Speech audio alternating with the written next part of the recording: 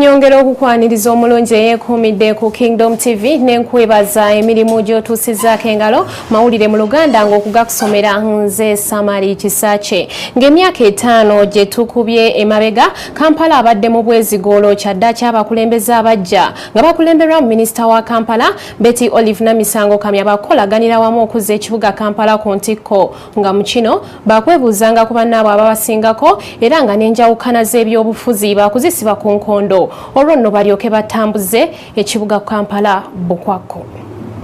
Minisita omupya owa Kampala Betty Namisango Olive Kamya asisinkanya abakiise ba Palamenti abava mu Kampala okutema empenda ku ngeri ki gye bagenda okutambuzaamu ekibuga nga tewali bukuubagano.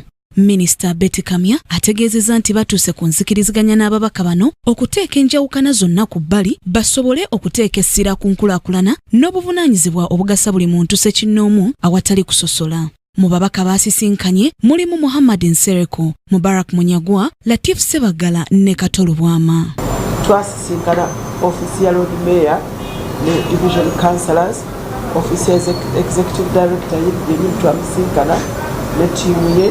Ekigendererwa tutambulire wamu kubanga bwe tutambulira wamu olwo bannannyini buyinza bannannyini ssente abatufuga batutuma ne bajja okufunamu.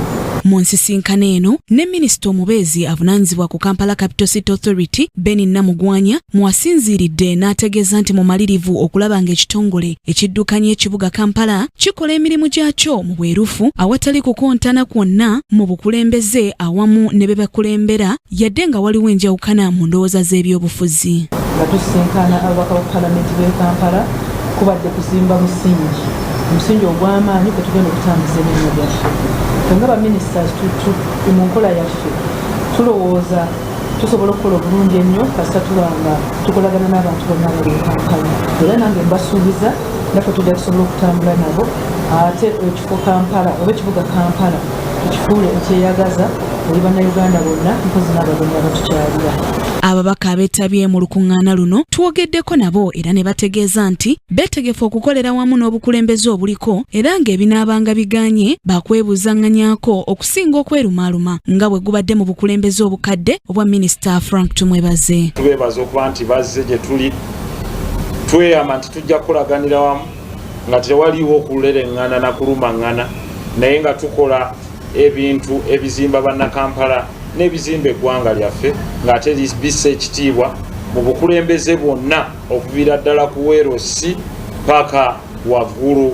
Honorable Betty ne Honorable Benny enkola gye baleese entuufu kubanga eno meeting bwe basabye nti ebeerewo nze ne mbaamu mpulirize naye nga bye boogerako byonna owulira bye twali tugoogerako bannakampala bakwatiddwa batya mu ngeri ebaweesa ekitiibwa bafunye batya tukoze tutya abantu okufuna services tukoze tutya Kampala obutaba yakusikamigwa ntalo wabula okubanga abantu bajeyagalyamu bonna nze tuwange byenjagala. Kinajjukirwa nti emyaka 5 egiyise obukulembeze bw'ekibuga Kampala bwatambuzibwanga ku mivuyo n'entalo wakati w'abakulembeze ab'enjawulo era nga minisita yaliko Frank Tumwebaze bwe yali awaayo obukulembeze eri Betty Kamya yategeeza nti okubuzaabuzibwa okwali mu tteeka erifuga Kampala ne bannamawulire okufulumyanga ensonga mu ngeri y'ekifuulannenge kye kyaviirako entalo ezaaliwo era n'akubiriza minisita omupya okulaba ng'embeera eyaliwo teddamu. Emivuyo ndowooza egenda kugwawo.